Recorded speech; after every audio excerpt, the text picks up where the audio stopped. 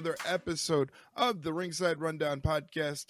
My name is Erik Vasquez, and joining me on the line is my podcasting partner in crime. Yes, that rhymes. Coming straight out of the Berg, she is Shay Hickson. Shay, what's going on, my friend? What is going on? Just sitting here. We were kind of talking about it a little bit in the Discord. I got a new tattoo on Friday, and I am now in the it itches so bad phase, and I can't do a damn thing about it. So I'm just like sitting here, just like, this is fine. This is a good distraction though. But oh goddamn, this is the one thing I hate about tattoos is the aftercare. But yes, the aftercare, the itch phase of the tattoo is definitely the worst phase. Take it from me, someone who is heavily tattooed. I understand your pain right now.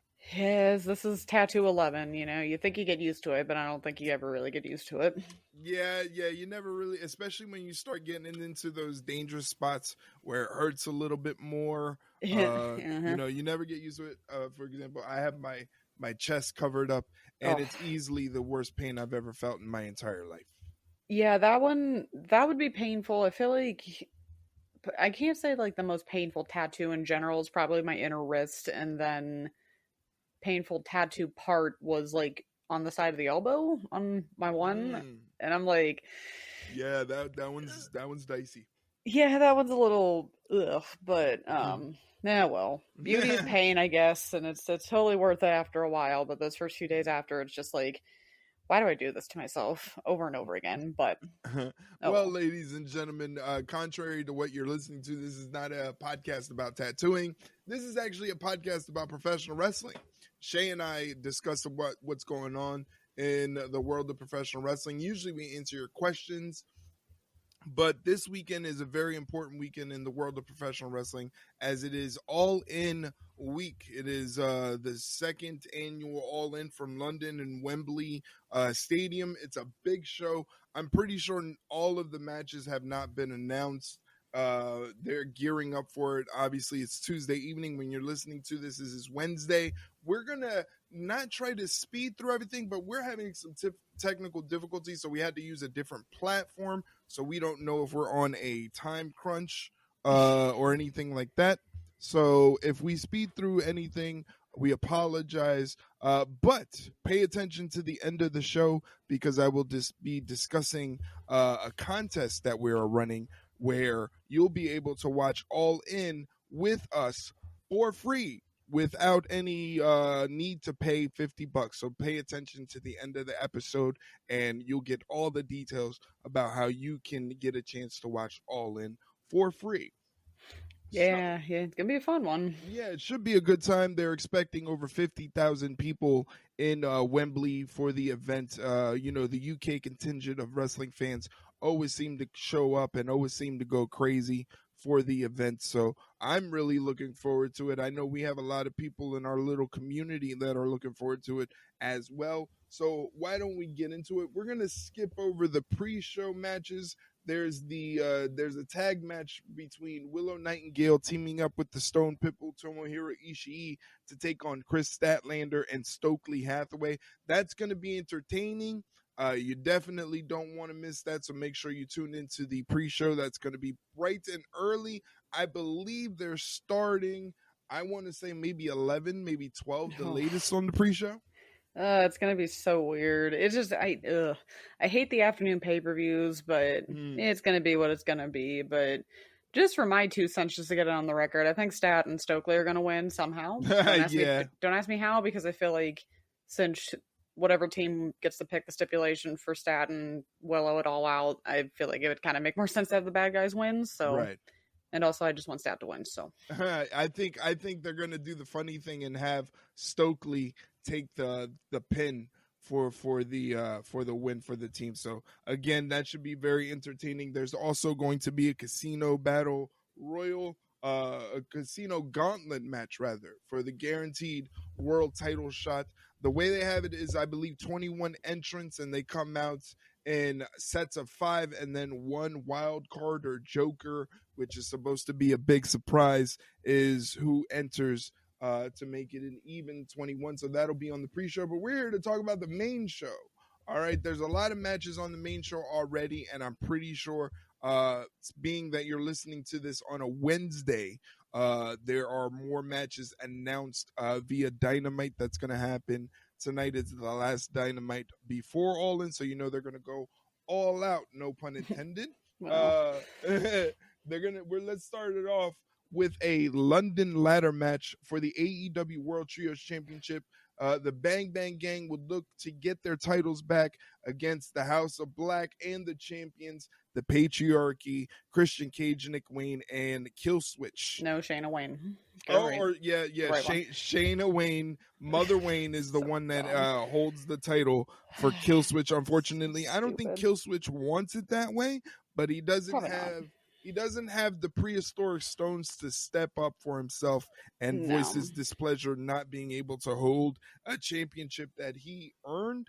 But this is, I feel like it's going to be a great match for the show. It's definitely going to get the crowd hyped. I'm looking forward to it. My heart, of course, wants to go for House of Black, but I feel like the Patriarchy is probably going to pull off sort of an upset. Well, I think it also depends on who this wild card team is. Like, That's right.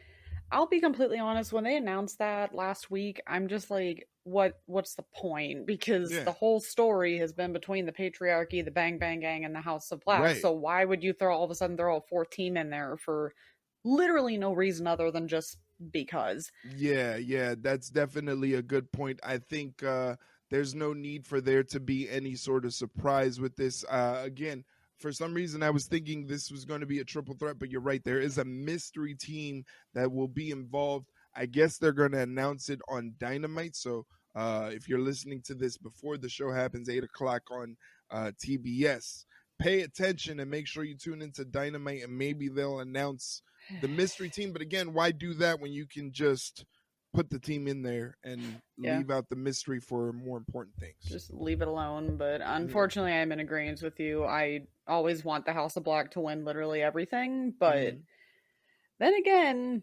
Julia Hart's been kind of teasing some things on Twitter. Like, she teased a new profile picture and whatnot. So I'm like, is she going to show up? So I'm kind of like, I want to say the Patriarchy just because it makes the most sense, but also I'm biased and want to say House of Black, but I don't know. Whatever. We'll just go with Patriarchy for now, as much as I fucking hate it. All right. What's your anticipation 1 through 5 for this match? I say about a 3. I feel like it would have been a lot more without that fourth team that had to be in there for no reason, but it's still going to be a great match. There's still going to be things that are going to make me like cringe and some things that I don't want to see, but it's going to be a fun car crash. So yeah, I give it a good 3 out of 5. Yeah, definitely. It's going to be a London ladder match. So again, like I said earlier, the UK-based fans, they go crazy for anything. So I'm expecting them to go crazy for this one. Next up on the card as we move along, speaking of more tag team championships, we have a 3-way. It is the Young Bucks defending the AEW Tag Team Championships against the Acclaimed and FTR. Now, they had a banger of a match on Collision between the Acclaimed and FTR that ended in a time limit draw, which then Christopher Daniels, who's the authority figure for AEW on TV, said, hell, we're just going to have all 3 of you guys do it, which kind of was like, okay, now you start to realize that AEW relies on the time limit draws a little too much.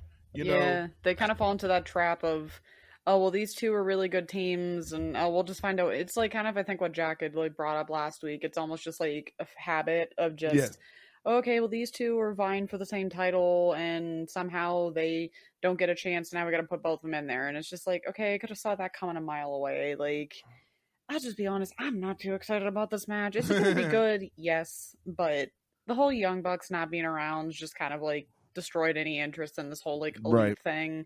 FTR is good, which is like, that's just nothing new, and then I don't really care for the Acclaimed anymore. They've kind of, I think Max Caster single-handedly just kind of destroyed that, but I say the same thing every week when they're on TV. I kind of just go ugh. Just like whatever. I don't know about you. I think my interest level is like a 1.5. Ooh, that's a little low. Which is sad because it's just like I just don't care enough for it. But I think the Young Bucks are probably going to end up holding on to the titles because why the hell not, right? They're the EVPs, I guess. Like, I don't know. Well, yeah, I have to agree with you. I think that and I said this on Twitter before, I said I feel like the Young Bucks have definitely regressed from the Young Bucks of PWG, Yeah. the Young Bucks that went crazy in Japan for New Japan. That's when the Young Bucks were at their peak. Mm-hmm. And this Young Bucks version is definitely not hitting with me. It's not hitting with you. I think it's not hitting with a lot of people. No. Not only that, but I'm much like you. I'm kind of over the Acclaim, more so Max Caster. I said it Saturday. I say it every time the Acclaim's on my TV. It's basically Max Caster is Marty Jannetty and Anthony Bowens is Shawn Michaels. There is a clear difference between who is the better wrestler of the two, and it's not the guy who claims to be the best wrestler in the world, which is very funny. However, Bowens, every time he's in there, he's outshining Caster like crazy, to the point where you look at it and you go, Caster's kind of an anchor, not in a good way, for the team. Not only that, but I really, really would have wished Private Party would have been in this spot that the Acclaimed is. I feel like Private Party's having excellent performances. They're really cooking. Their matches have been fantastic. I feel like they really deserve this spot, and it's a mistake to put the Acclaim in there. I'm not going to go as low as you in terms of my anticipation rating, even though, again, I feel like, much like you, the Young Bucks will figure out a way to come away holding on to their championships and then go another couple of weeks where they don't show up on TV and they barely wrestle. But I do feel like they're going to win. And I'd say for my anticipation level, I'll give it two and a quarter, 2.25 for my anticipation level out of 5 for this match. But I think we're both in agreement that the Young Bucks will take it. Yeah. All right. Well, here's a great match to speed through for time's sake. It is Chris Jericho defending the FTW for the World Championship against the previous holder, Hook. And right out, and I'm going to say it, everybody knows my displeasure for Jericho. Even the people that watch the streams now on Twitch, they know my displeasure for Jericho. So I'm really rooting for my boy Hook. It's just like, I love when it seems like every time they pull that whole, if insert name here wins or loses insert match here, then they can no longer challenge for insert title here. They love to lean on that. So that pretty much almost tells me Hook's going to win. So I think it's just because I just don't want Jericho to win. Like, I don't like him either. Maybe not as much as you, but it's just like, I still don't like him. The interest level in this match is damn near 0 because I just don't fucking care about Chris Jericho anymore. We'll just say Hook just for the sake of, hopefully it's just Jericho doesn't have the title anymore, and then maybe we can do something more important. Yeah, it's amazing how tone deaf not only Jericho is, but Tony Khan to an extent, because literally the only people that say the current phase of Jericho is great, it's a wonderful thing, are those sort of brain dead fans that'll just blindly follow everyone based on the fact that they're a veteran, a legend. Look, I'm not taking anything away from Chris Jericho and what he's accomplished during his career. All I'm saying is that the current iteration of Chris Jericho is not only not needed in professional wrestling, not needed in AEW, but it's an actual detriment to AEW and all of the talent that Chris Jericho sucks up into his vacuum of suckage. It's a good one. And it's funny because the stipulation is if Jericho wins, then Hook can no longer compete for the FTW championship. So that is my only one saving grace, I guess you can say, in this entire scenario, is that maybe that leans on maybe Hook winning the match. I'm a really, really, really big fan of Hook. I'm a really, really big fan of Hook, to the point where I feel like, oh boy, I The thing is this: we as podcasters, as people who create content, Yes. we never want to be negative. You and I both want AEW to succeed because we want people to have jobs and be able to pay their bills and have a healthy, fruitful, enjoyable life, right? Of course, You know, so we're never gonna root for AEW to go out of business. We're gonna root for them to right the ship and make the best product possible. So don't take this as bad, people that are listening that are maybe diehard AEW fans, but I don't feel AEW is the right place for Hook. I don't think so. I feel like there's more that he can achieve, and I don't think he has. I don't think he has the means to there's a ceiling. Exceed those levels, right? Because there's no training center, there's no nothing, so right. Yeah.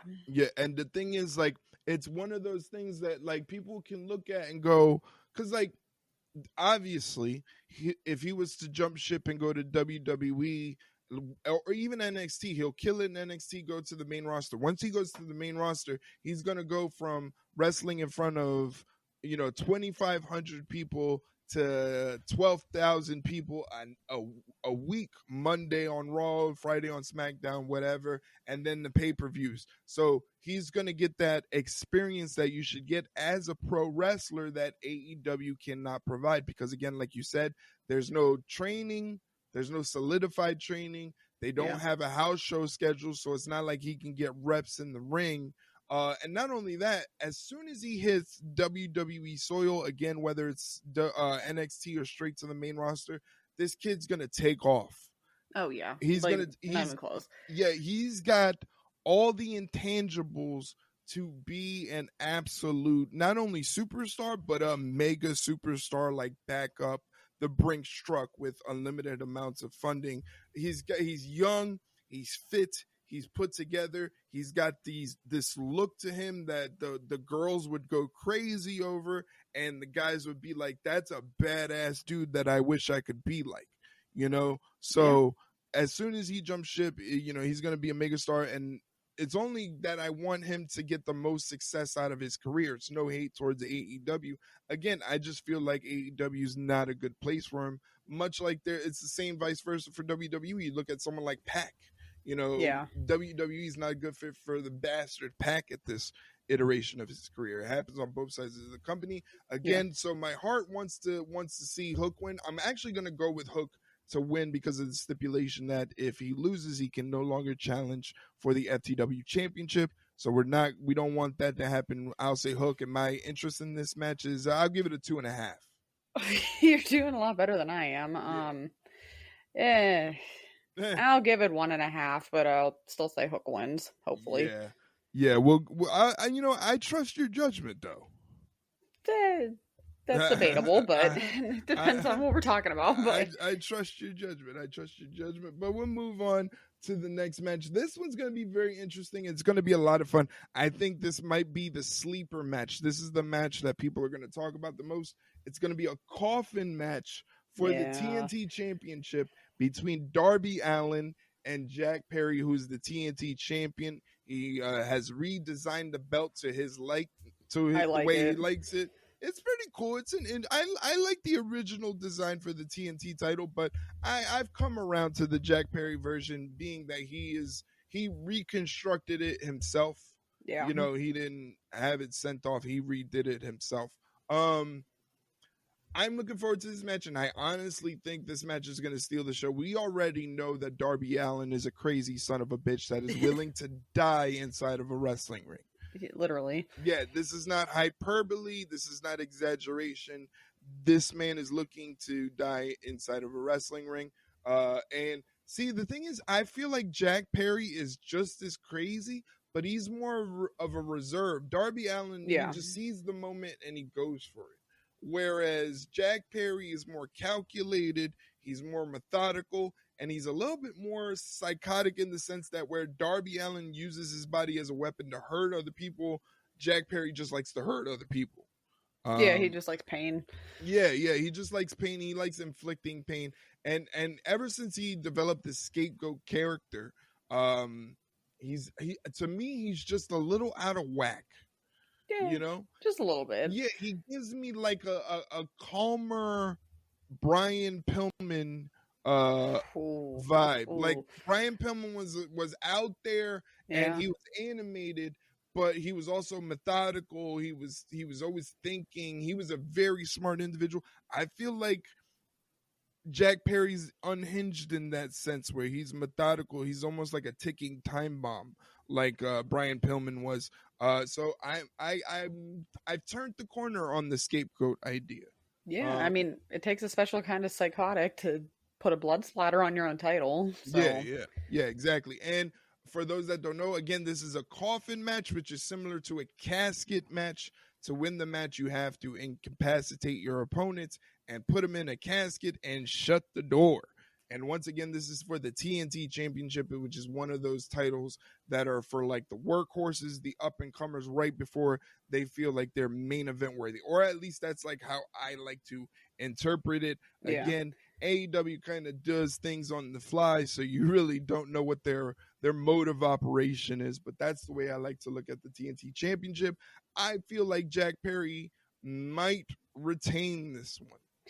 yeah. I mean, you can't debut a new title like that and then immediately lose it. So Yeah, yeah, yeah. so yeah, I think he's gonna retain. This is gonna be painful to watch because Yes. it's Darby. Right.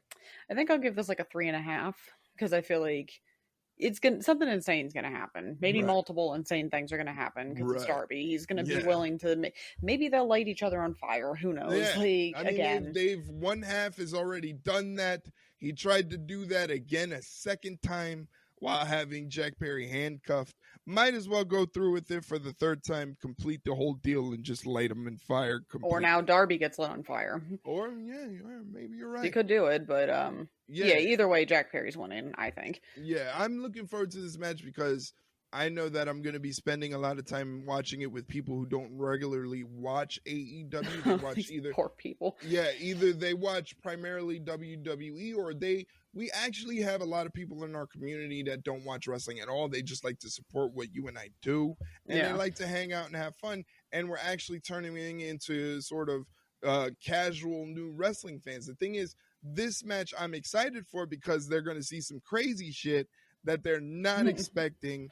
A lot of Yeah. them only have just a small smattering of how crazy Darby Allin is, and then you put them in a coffin match where there's no rules. They can literally fight throughout the entire Wembley Stadium.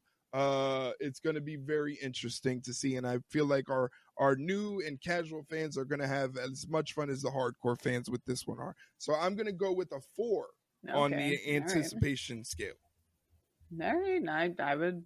We're close. We're just close. half off, but Yeah, for anybody that's new that's listening to the podcast right now, Shay and I, we're usually always on the same wavelength with our predictions, the way we think. We have like a telepathic sixth sense almost. yeah. I mean, we picked the same predictions, all of them so far. Yeah, so, I mean, so far, which means that we're gonna be wrong on every single one of them. we might, or we might sweep the whole thing. Who knows? We might.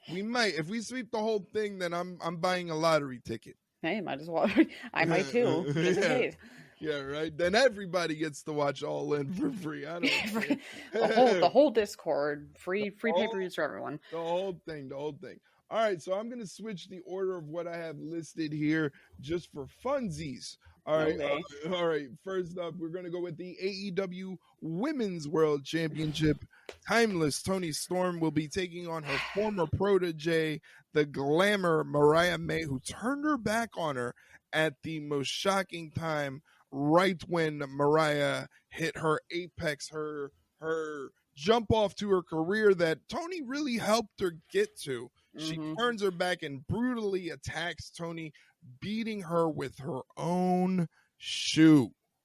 Yeah, well, I had to watch out for the shoe. Yeah. That's Toni's whole deal is chin up, the bosoms out. That's a nice way of saying it. And watch for the shoe. This time Toni didn't watch for the shoe. For, like I said, for all our casual fans, definitely I'll be posting up things in the Discord so you can see how savage this attack from Mariah May was. And not only that, but none of us expected it. No, watch that. Actually, post that video that AEW had, the like timelines or something. Because I Right. saw it earlier. I wouldn't have gotten a chance to watch it at work, but it's like 4 hours long.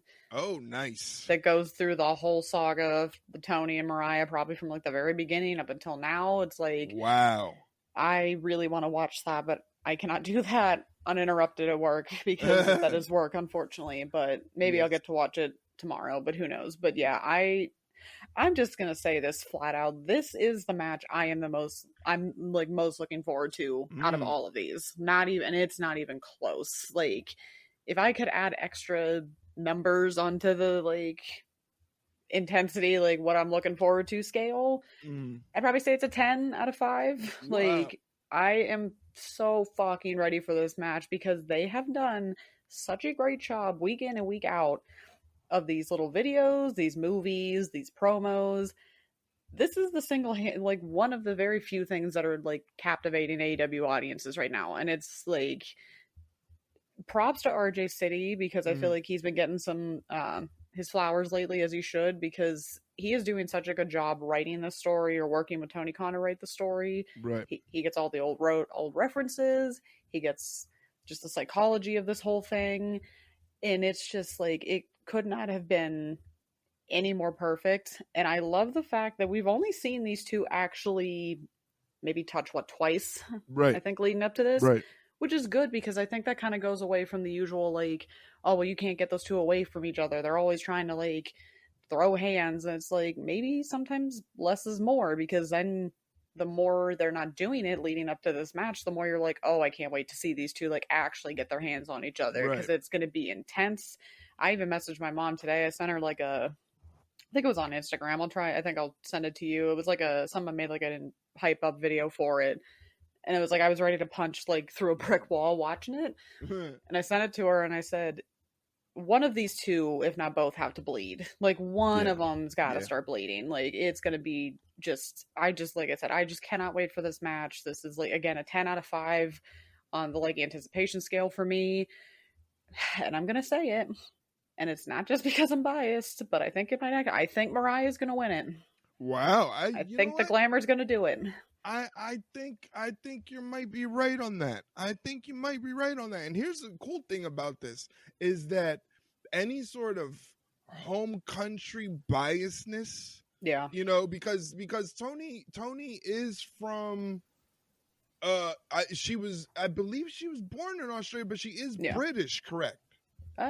She is like of UK. I'll fact check that. Yeah, I don't know, because I know she's billed from Gold Coast, Australia, but I believe, I'm not too sure, don't quote me on it, but I feel like the point I'm trying to make is I feel like it's not one of those things where like they're like, well, they're in the UK, so of course Mariah has to win.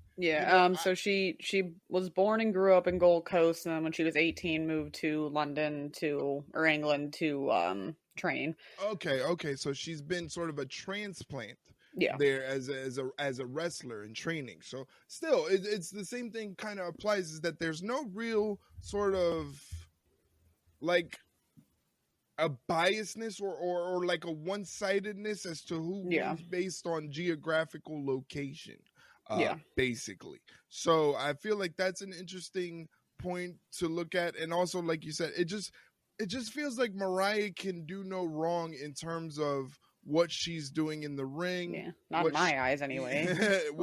what she's doing as a character. And the same can be said for Toni Storm, who's bringing the intensity. Like you said, it's one of those things where they haven't touched and you just want to see them fight and scrap and get it on, because this was a thing where you and I and all of the wrestling fans in the world, it was like Tony and Mariah and Tony, they were always going to be together, even when they had the little situation with Mina Shirakawa. Yeah. It was just like, you didn't expect one or the other to turn on the other. Honestly, I expected, if it was going to be, because I even talked to my boss about it at work, I said, if it's going to be one or the other, it's got to be Tony. Like, it makes sense. Like, she'll get jealous because Mariah's achieving all this success. And then they were like, wow, were we wrong?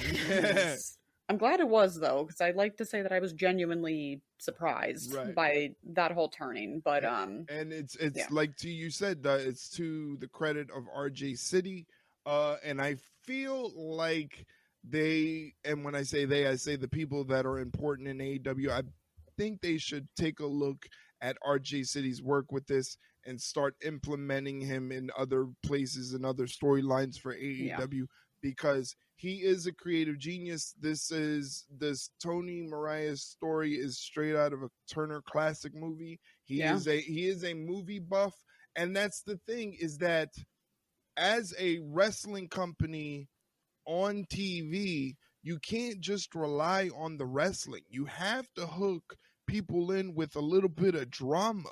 You yeah, know, you have to give them a reason. It's not the same as it was in the old days where you look at person A and person B and you go, yeah, I want to see them fight. Let's go. There has to be a hook. There has to be a reason for people to tune in, you know, and RJ has scripted that in a way that his presence needs to be felt in other areas of AEW, because what he can bring to the table is exactly what AEW is lacking as a product. You yeah, know, you know, yeah. so that's just the way I feel. My anticipation level is for this match is not as high as a 10 out of 5, Yeah. but I will give it a 4.25 out of 5, based on the fact that every time there's a Tony and Mariah situation that they don't touch because the referees and security get involved, it makes you want to see them beat the hell out of each other more. And the I, videos. yeah, and the hype up videos and everything, they're doing a fantastic job with it. But I think they're gonna do something different and give this one to Mariah. I feel like they almost have to, because we go through all of this. We go through all of this drama, all of this whole like plan that she had all along, and it would make her, I think it would do in a way, maybe not uh, I mean, it would be safe to say irreparable damage to her character Mm. if we put together this near perfect story. She had the perfect plan, she had everybody fooled, and then she looks like an idiot because she loses after all of that. So it just makes the most sense, because we kept saying for months and months and months and months, and unfortunately it still stands to this day, as of right now, the only person that could beat Tony and have it be believable is Mariah May. So Yeah, I yeah, gotta go with my girl. I gotta go with the glamour. We gotta put that title on her, because why not? yeah. She's just, it's like she's the perfect human being in Yeah. terms of appearance and looks. And Mhm. I keep saying this every time we talk about Mariah. You have to look at her wrestling ability and Yes. the fact that she gained her wrestling ability in Japan, Yep. which is a different animal when it comes to professional wrestling. Wrestling in Japan, especially for the women, is a different beast. Mariah May displays that in her wrestling ability for AEW, and let's not forget that Tony Storm is cut from the same cloth. Hmm. She comes from the same exact place that Mariah May made her name in Japan. I think that's part of the lore, part of the story as to why Mariah first latched on to Tony, is Yeah. because she took a sort of, like, she looked up to her basically from her Hmm. work in Stardom in Japan. So she came to AEW to sort of replicate that, and that's how she got her in. And it was all part of a plan, basically. Brilliant So plan. yeah, and it was a brilliant plan. It worked to perfection. It caught us all off guard, and that's why it's become one of the more anticipated matches for AEW All In, because we're going to see two women that can wrestle their ass off, that have legitimate on-site throw hands beef. Yes. It's It's literally, that's the way it is. It's on-site throw hands. Let's fight. it's gonna be so much fun. It's gonna be so much fun. Like I said, I am so looking forward to this match. Like I said, it's easily my most anticipated match, at I, least for me, which is I saying something considering we still have a certain match we need to talk about. But we have a match, and it's for the TBS Championship, and it is going to be the champion Mercedes Monet, accompanied by Camille Brickhouse. She'll be taking on one of your fellow Pittsburgh people, a close in proximity friend of yours, Yeah. the very much talked about Yeah. Dr. Britt Baker, DMD. Man, she is really popular online these days. I feel bad for her. I really do. I feel like, and I think what sucks about this is, of course, I'm still looking forward to this match because, Mhm. of course, I am. It's probably one of the bigger women's matches in the company's history. Except I feel like all of this shit that's been going on, like outside of the feud, is kind of like hindered it slightly. I'm not going to say completely has derailed it, but Right. it's kind of like dampened things a little bit because I feel like not a majority, but of course that very loud minority of fans online, that's all they're talking about now is just, well, Britt's just difficult to deal with. She's just like a diva. That she's always been a problem. Just look at the whole Thunder Rosa thing. And then they had to throw in, I guess Sean Ross Sapp had something about somebody brought up Jamie coming back, and he's like, "Yeah, I think interpersonally that ship sailed." And now, of course, Yeah. everybody's throwing it on Britt, like, "Oh, well, she had to have done something." And it's just like, I'm glad you all have been in the same general area as she's been throughout this whole thing and know completely what's going on, because nobody except the people involved know what's going on. So it's kind of hard for anybody to make an accurate assumption as to whose fault it is. Was it just like a miscommunication? Like what? Nobody knows. So here's an idea. Maybe you just avoid all that stupid shit that has nothing to do with the match that's going on. That, and I hate to say it because we said right when they were teasing this, when they were announcing it, we're like, this could be the women's like feud of AEW. Yeah. And then Tony and Mariah, I think Tony and Mariah kind of like stood them up a little bit, which is fine. That, like, I'm not complaining about that because that's been a great feud so far. But yeah, I feel like all the outside shits just kind of like hampered things a little bit. Of course, I'm still excited for it because I Yeah. want to see how these two interact in the ring. It'll be interesting to see their chemistry. I'll give it a 4.25 out of 5. 4.25 out of 5. Okay. Yeah, not 10 out of 5. Obviously, that was saved specifically for Tony and Mariah. But yeah, I'm excited to see Britt on this big stage. Obviously, I'm excited to see how this match turns out. I hope it doesn't disappoint. I don't think it will. I feel like when it comes to both Mercedes and Britt, when the lights shine the brightest is when they step up to the plate, Yeah. and I don't think it's going to be any different at Wembley.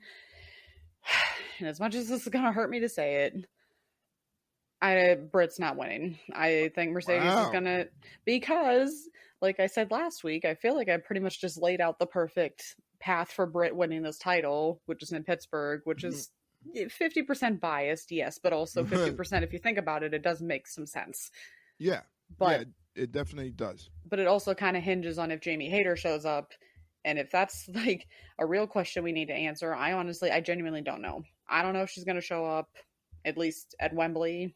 Could she show up at some point? I would like to think she will, but right. It would make sense for her to show up because clearly Britt needs some backup, and who the hell else is going to step to somebody like Camille except Jamie Hayter? So, right.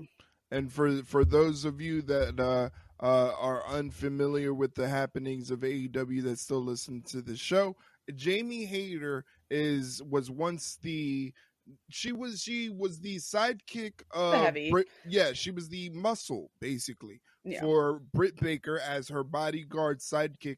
She ended up surpassing Britt Baker in a way and becoming the world champion on her own, becoming super, super, super popular. And that's a key point. She became super popular, and unfortunately, she's been out of action for over a year. Well over a year with a back injury. It's a super, super serious back injury. But the fact that I brought up that she's super popular, again, she is from the UK. She is British. So if they save her to make an appearance at All In as a surprise appearance, as maybe to reunite her with Britt Baker, so Britt Baker has some backup because Mercedes has muscle in Camille, that place is going to go crazy. That's how popular Jamie Hayter is, not only with the UK fans, but wrestling fans as a whole. She just became someone was a relative unknown when she moved to the States to instantly on her own organically becoming a star. So if we're watching All In and that music hits and she comes out, that place is going to lose their mind. It's I going to be hope. such a sight to behold. I kind of wish it's going to happen. I don't necessarily say if I buy into any rumors or anything like that. But it's going to be interesting to see if they can figure it out and be professionals and things like that. As far as who wins, because I wanted to be Brit so bad. I just don't think it would be a good idea to have her win it right away. because like for me, because I'm an actual like sicko, the way I do it is have Brit win and well, then have Jamie come out oof. and lean into the whole, are they beefing? Do they not get along? Listen, I get it. You don't want drama, but again, I constantly make this point.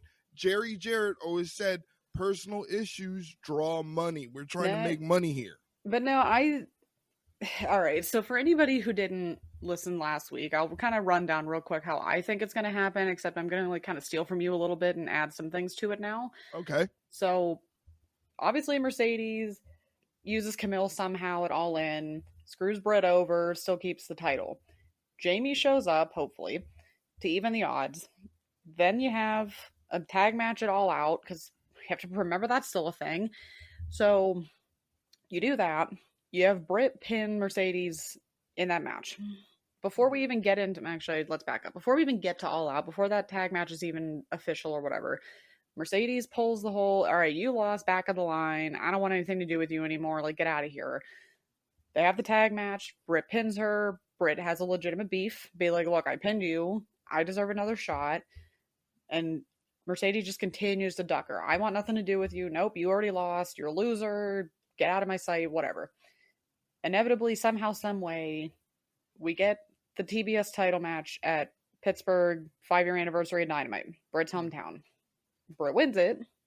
Again, obviously hometown. Tony loves his hometown thing. Tony loves those big matches during those anniversary shows. He loves the big moments during those shows. What better, especially for Pittsburgh, what better moment to have than to have her win it in front of the crowd, and then maybe perhaps have Jamie, maybe not right away, but as we start to like see some cracks in the foundation as the weeks go on, of like, here we are again, I'm just your stupid sidekick and I know I'm better than that, and then inevitably those two end up fighting each other. I like that. So we put both of ours together. We can combine a little bit, but yeah, I just still think, again, it's partly me just being biased and wanting Britt to win it in front of the home crowd, but I would also joke around and be like, oh yeah, I know that's not going to happen. It's just me being like biased. It's just me being silly. It's like, no, there could be a legit chance that could happen because it makes sense. Yeah. So, and it's not like you're rushing forward to another title match. You have about a month in between All Out and the 5-year anniversary show. So it can legitimately happen. It's just, if Tony is listening to us right now and, you know, as he usually does, obviously, and takes some notes, because I just think that'd be a really cool moment to have. But what do I know? I'm just a Pittsburgh citizen, so what can I do? Yeah, I like it. I'm looking forward to the match at Wembley. Yeah, I'm, in terms of like Mercedes, I just don't feel like she's making the impact that they want her to. Oh no. You know, I feel like she's just kind of, she's falling in line. Her ring work is up to par, at least. Nothing too crazy where she's outshining anyone or anything like that. I'm gonna add something to this, and I'm not gonna. It's not even controversial because I feel like a good portion of people would agree with me outside of Mercedes fans. Mercedes was not the most important women's signing in the last like year or two that AEW's had. That honor goes to Mariah May, and it's not even fucking close. Wow. Like, not even close. Like, you want to, okay, because they both got signed pretty much in around the same time, give or take, like beginning of the year. Come on. Like, Yeah, yeah, Mercedes has a title, but who are more people talking about? who has Mariah a bigger May. who has a bigger impact. Exactly. So I'm just gonna go out on the limb. I'm sure the Mercedes fans that would hear this would like destroy us in the comments or whatever, but it's just like Mariah May has been the more impactful signing and by a wide margin to me. Yeah, I can't disagree with you there. Um, I just feel like her performance has been up to it's been average. Average. It's been standard. It's been good enough to be passable. It's been phoning it in. Well, yeah, and the We'll, thing we'll is, just say it. It's the contract attitude of I got my money, so I don't really need to. right. And the thing is, we say that not as haters, but we know that Mercedes is capable of doing better. Oh You yes, know, not even close. we've seen her do better, have these excellent performances. So that's why we're so perplexed as to why What's going on? she has the prototypical phone it in type performance on AEW and for AEW programming. On the contrary, Britt coming off an injury, towards the end, she wasn't looking too good in the ring. No. I was sort of always silently critical. Like I felt like something was wrong. She wasn't really moving with any intent, any snap, any sort of urgency. Like she was running the ropes as if she had cement shoes on. You know. Yeah. And that's a telltale sign for the eye of a fan to see whether either this person is hurt or this person just doesn't know what they're doing in the ring. And that didn't apply to Britt Baker, so obviously it let off bells and whistles that she was hurt. Now she's coming back, especially in the match that we did see her have, although it was pretty brief. Like she has that snap in her footing. Yeah. She has that run the ropes sort of speed. She's got that urgency in her movement. So it's like we're seeing the change in Britt, and I wonder if Mercedes can keep up with her. Hope so, but I mean, like we said, if that match with Sheeta was any indication, I'd say Britt's fine. We don't need to worry about Britt, but need to worry about Mercedes. Yeah, my anticipation level for this match, I'd put it at a 3 out of 5. All right, fine. All right. So here's the match I'm definitely looking forward to seeing if they can replicate what they did on AEW Dynamite. It is for I guess the American Championship. So dumb. Anyway, it's for the American Championship where MJF will be defending the title against the young Billy Goat, the aerial assassin, Will Ospreay. This is probably my match that I'm looking forward to the most.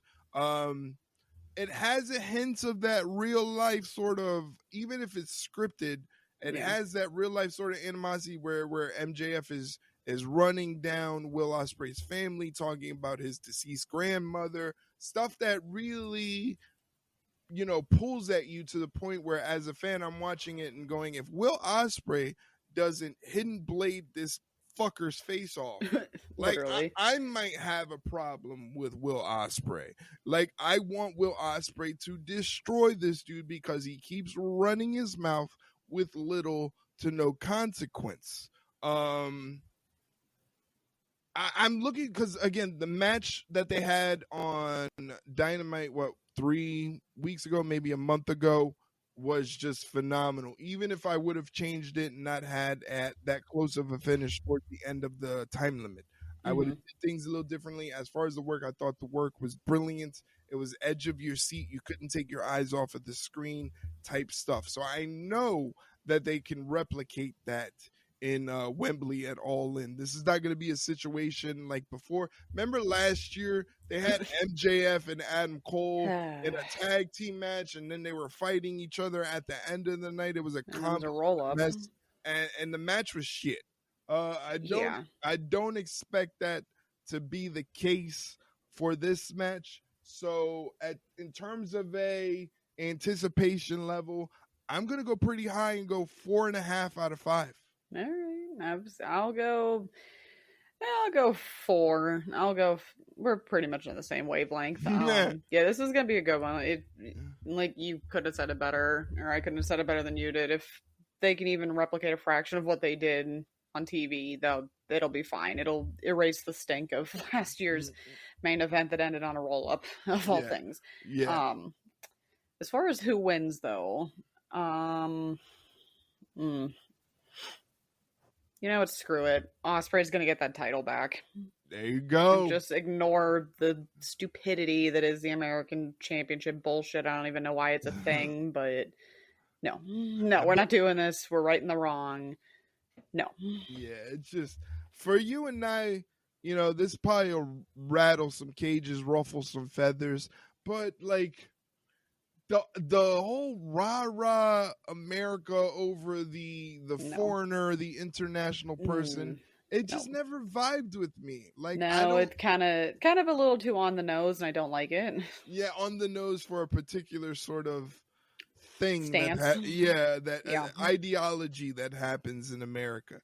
It's too on brand to the point where you're like, is this real or is this wrestler? You know, where I'm like, I don't like this. It's just scummy. I don't like it. I don't like any sort of rah patriotism over another country because I think it's just stupid. Well, when he went, he was in Mexico talking about illegal immigrants, I'm just like, ugh.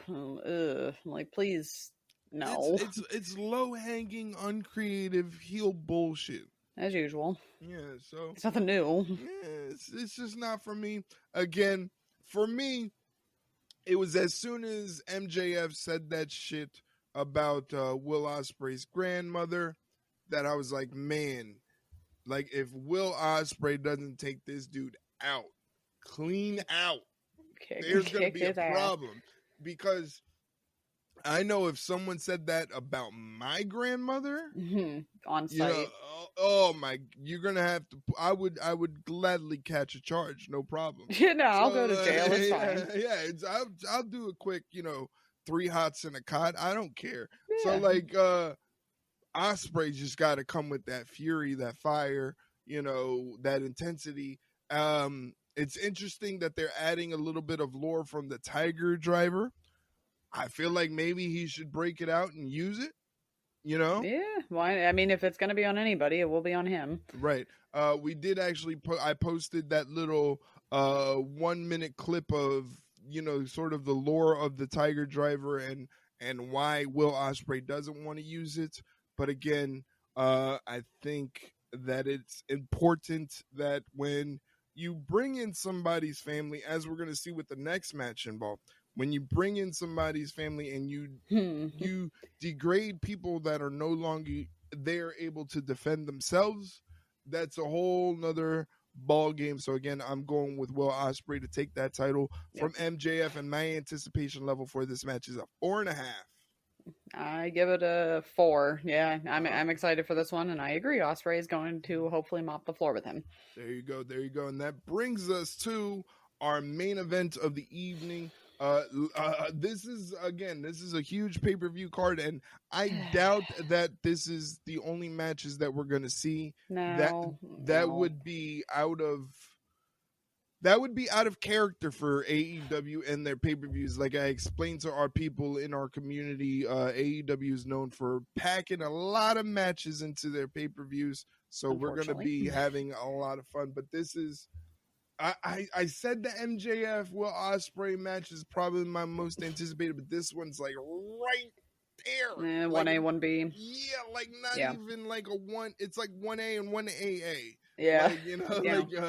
And it is basically what they're billing it as, the Final Countdown title versus career. Swerve Strickland defends the AEW World Championship against the American Dragon, Bryan Danielson. If Bryan Danielson cannot win the big one, defeat Swerve Strickland for the AEW World Championship, he must retire as a full-time active competitor for All Elite Wrestling.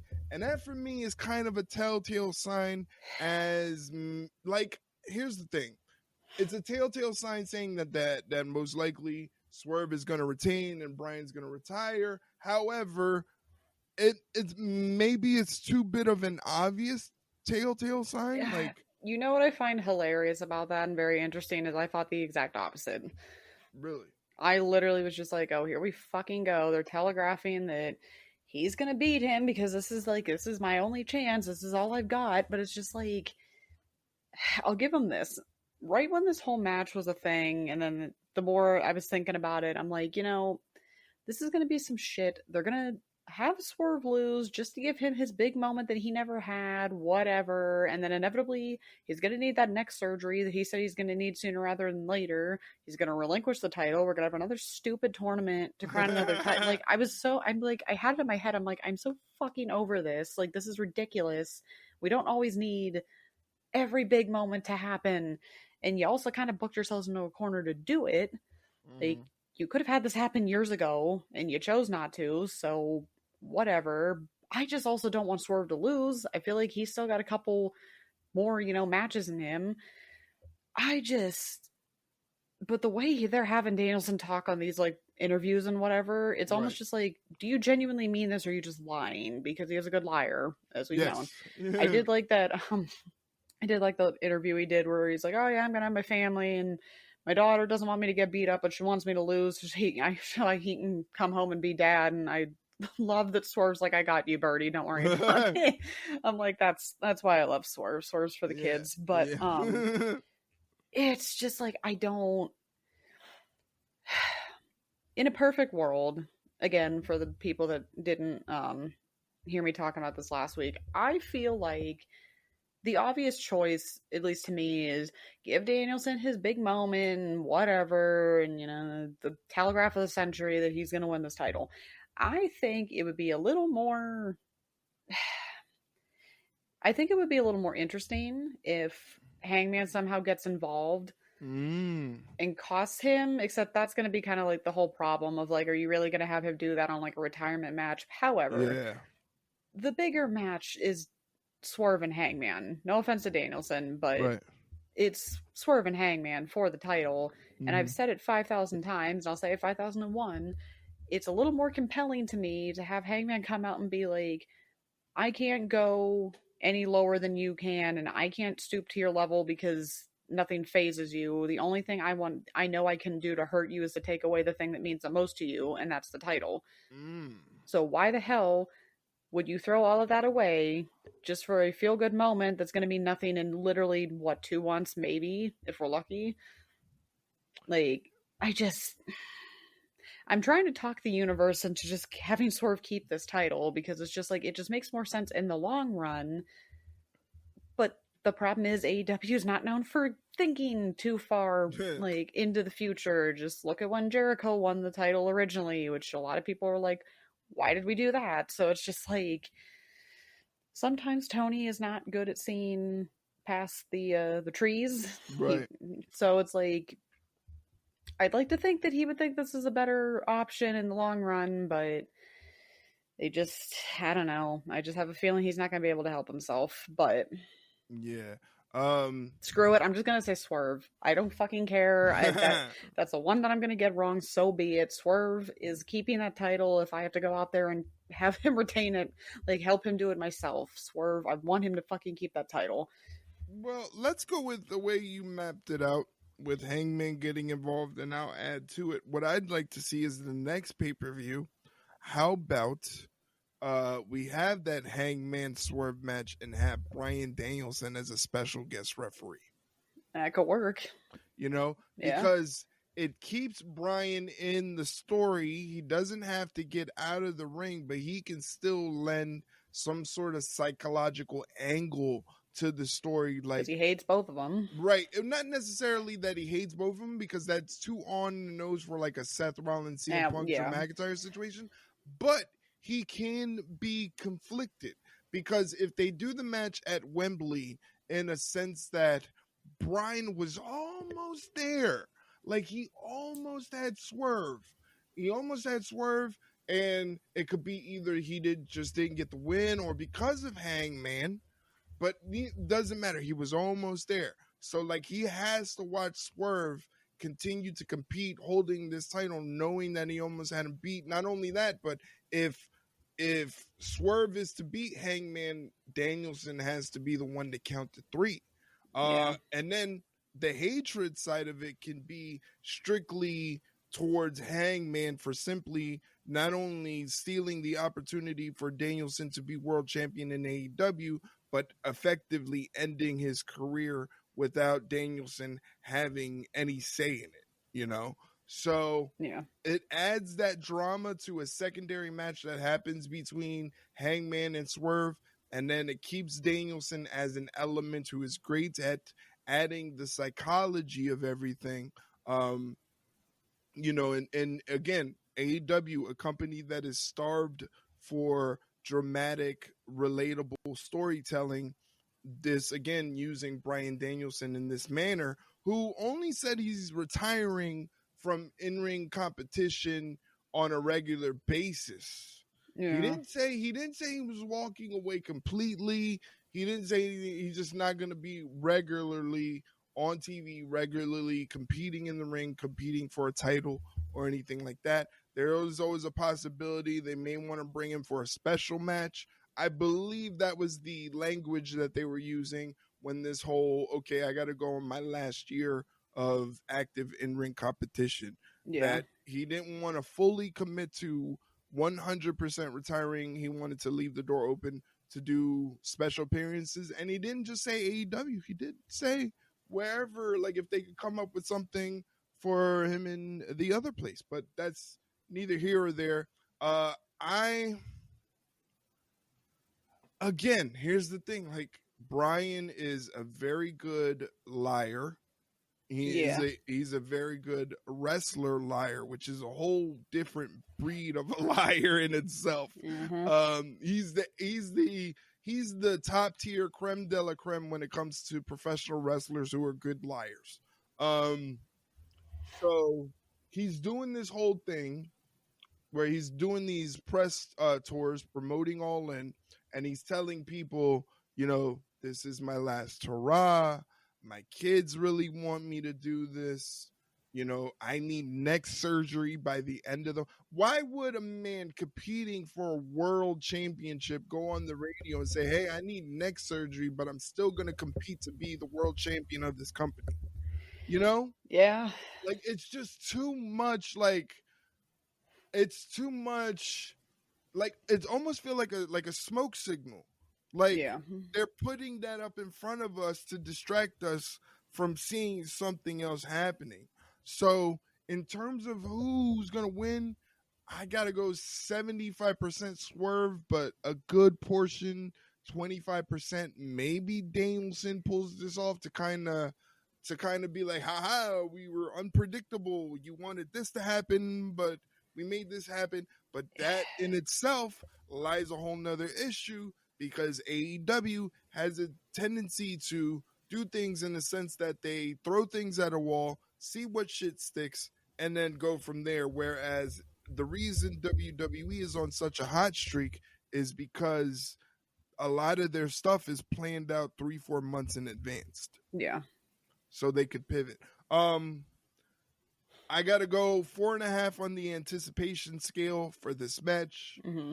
4, maybe even 4 3/4, because again, it's a toss up in terms of who can win this thing. Again, I feel like they're screwing with us.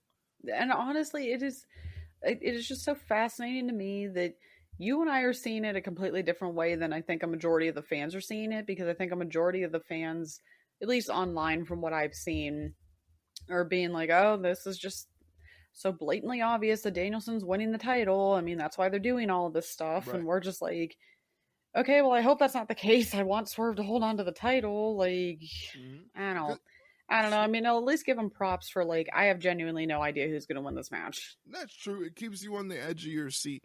And to your point about giving Swerve Strickland his props as champion, his reign has been very, very interesting, very compelling. Yes. Good TV to me, because a lot of people were like a friend of mine brought this up. He's like, you know, when Swerve was going for the title, and everybody was on his side, and it was like almost like he's the good guy, Yeah. right? But as Yeah. soon as he gets the title, he's presented as the bad guy.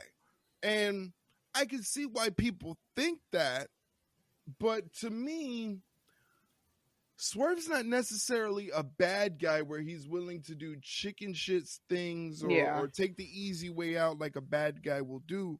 He's willing to hold on to his championship by Yeah. getting inside your head and just kicking his feet up on the couch that's inside of your brain and just messing things up. He's he sometimes says morally ambiguous where it's like, yeah, okay, maybe I wouldn't have done that, Swerve, but you know what? I can at least see why you did it. Right. He has that thing in him where he's willing to go the extra step to not only get under a person's skin, but anybody that's in the proximity that can listen, they'll go, "Ooh, that was kind of, because a little too close there." Yeah, he'll even do it on the internet where Danielson admits his daughter wants him to lose, so he'll stay home and be a dad. And Swerve's like, "I got you, Birdie." I laughed.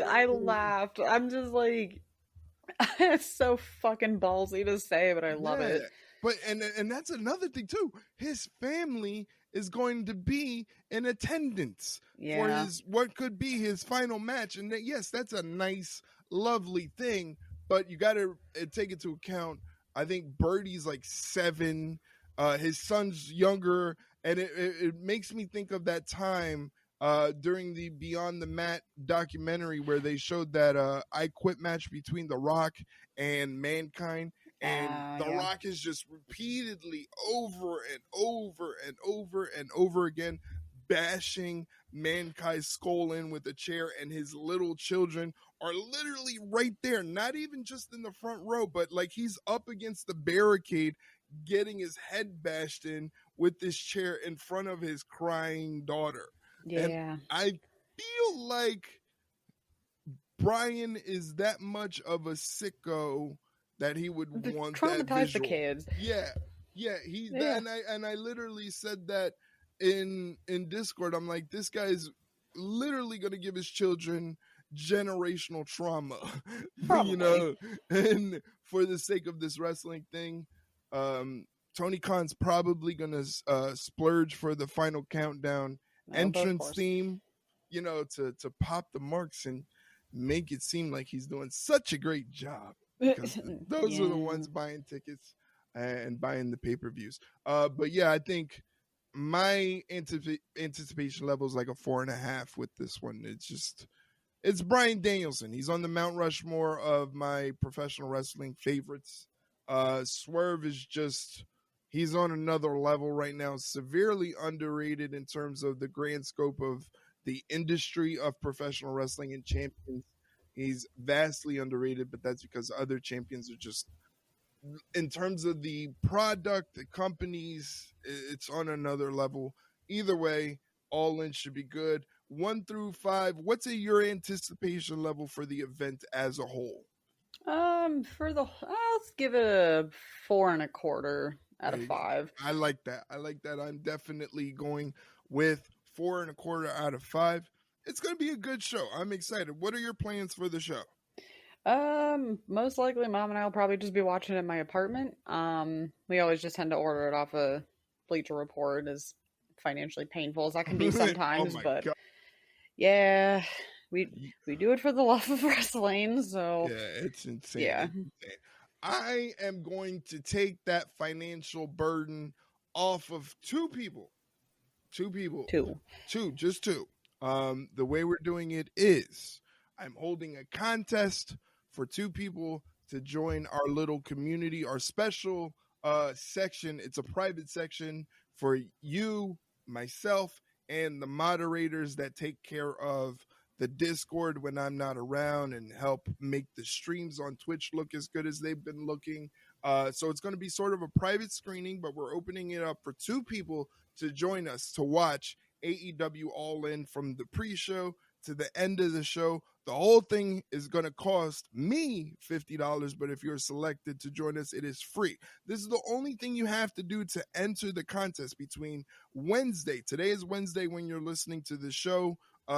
This is when it's uploaded. You have until Friday evening, 7 p.m. Eastern Standard Time. The only thing you have to do is follow me on Twitch, twitch.tv/ringside rundown. Again, that's twitch.tv/ringside rundown. You don't have to go posting it on other platforms or tagging two people or sending retweeting. Yeah, none of that. All you have to do is just follow me on Twitch, twitch.tv/ringside rundown. All the followers will be put into a randomizer, and then two people will be selected and then notified on Friday evening that they have the chance to watch AEW All In with us in Discord. 1080p, 60 frames, all good. It's going to be a lot of fun. For the people that listen to the podcast that were watching SummerSlam with us, they know how much fun we had that night. That night was absolutely insane, the amount of activity that we had. So we want to open it up to two people, and we want to make it easy for you, because if you follow me on Twitch, you make my job a lot easier. I've been going crazy on Twitch because you, as a former streamer that maybe will get back into it. Yeah, I can't confirm or deny. Yeah, you know how difficult it is to get that Twitch affiliate, right? Yeah. I was lucky, though. I had a pretty good friend group that helped me get there pretty quick, but because it can be difficult because you're so popular and so cool and all that stuff. It was easy for Shay. Stop. Stop it. It's a little, I'm not gonna lie. The amount of people that have been coming into streams and staying in streams and having so much fun has been incredible, that we don't even have to worry about the 3 average viewer requirement. It's the followers on Twitch that we need. We're just 7 followers away from getting the Twitch affiliate goal. And it's not even about the opportunity to monetize. It's what we were able to do to give back to the people that support us. And what we're planning on doing, just the one small thing that we're planning at this point, is once we get that Twitch affiliate where you get the opportunity to subscribe to the channel and support us monetarily, we're opening up a secret area of the Discord for subscribers only, where we'll be doing live watch-alongs, random pay-per-views. For that month that you're subscribed, you'll be able to watch the pay-per-views that are happening. Not only that, but we're going to be doing random TV nights, movie nights in Discord. We do that right now between like the friends and the moderators and stuff like that. We're always in there watching movies and stuff. But if you subscribe, you're going to be able to watch movies with us, watch TV shows with us. I think we're planning like a Sopranos night every week in the Discord, because the Discord is a Sopranos themed wrestling Discord, which is crazy. So yes, jump in the Discord. I'll leave a link in the comments so you can jump in the Discord and join our little community. But again, all you have to do is follow me on Twitch, twitch.tv/ringside rundown, and you're entered into the contest to win a chance to watch AEW All In. It's for 2 people who will be notified Friday, 7 p.m. Eastern Standard Time. That's my plug for that. Woo. Pretty good. Good job. Did I do a good job there? Thank you. Thank you. I'd say so.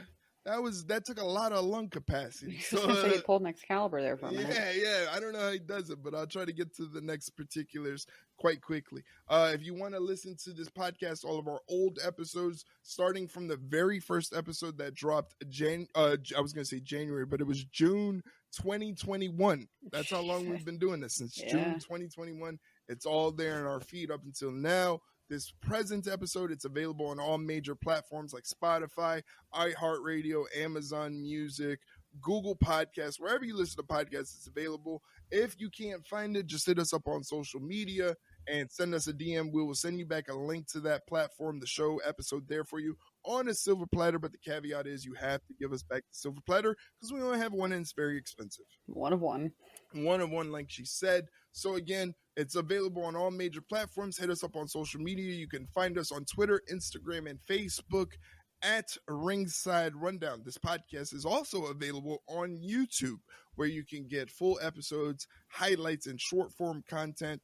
Find us on YouTube at Ringside Run pod. If you want to get in touch with me and talk wrestling with me individually, you can follow me and DM me on Twitter at Erik Ringside _. That's Erik ERIK Ringside _ Shay, where can they get in touch with you? You can find me on Twitter at ShayleenHickson21. Pretty much just screaming about like Halsey releasing new music. So you see me screaming about that, or God knows what else. Dakota has a new shirt. Like Halsey will be the next person on your celebrity gets a meet list. Oh God, if I would ever meet her, I think I would probably end up getting like hit by a bus the next day. Like I don't think I could ever top that, but that would be a story for another day. So, I mean, you're racking them up. We go from Shayna to Rhea to maybe Halsey. I mean, we gotta get Dakota though. We gotta get Dakota next. Oh my God, gotta get King Coda. You're gonna rack these up like Infinity Stones. I'm hoping that's the plan, but we'll see what happens. Well, thank you guys for hanging out with us so much on this episode and listening to it, because like we said, we had to go a little bit rapid because we had to use an emergency different platform. So we're on a time crunch, but we're able to get this out. Don't worry. I'm going to do like an extended little post in Discord, because again, the Discord is really cool because it's a community blend of diehard fans like myself, Shay, our good friend Mike, Jeff Merchant is in there, but it's also got a lot of new wrestling fans and casual wrestling fans. We spoke a lot last week about how Rhea Ripley has brought in open eyes to brand new wrestling fans. We have a huge contingent of Terror Twin Judgment Day 1.0 Rhea Ripley fans, and a lot of them are just brand new fans. And the cool thing about this little thing that we're building is like they feel comfortable integrating themselves and talking wrestling, and now they're learning new things. Like again, my friend from Canada, he goes by the stream name Vape Night 123. He became like enthralled with wrestling once again because of the Iron Claw. Now he's a big fan of Swerve. He loves Orange Cassidy. Like he even said it yesterday. He was like, I just kind of watched it to support you, but now I'm getting into it. And that's the really cool part about what we're doing here. So we want you to be involved and join us. Yes, please join us. The more the merrier. Exactly. So next week, we are not only going to be talking about the All In pay-per-view, but we also have to get ready for Bash in Berlin. Oh, God, never ends. It really doesn't. It just keeps going. It just keeps going. This is insane. So now we have to figure out how to fit in a full recap and review of AEW All In and a preview of Bash in Berlin. Oh my God. Sure. We do it. It's the love of the game. Right. We didn't love it, we wouldn't be doing it. Exactly. So for Shay Hickson, my name is Erik Vasquez. We will see you next Wednesday on another episode of the Ringside Rundown podcast. Take care. Have a good night. See you later, guys.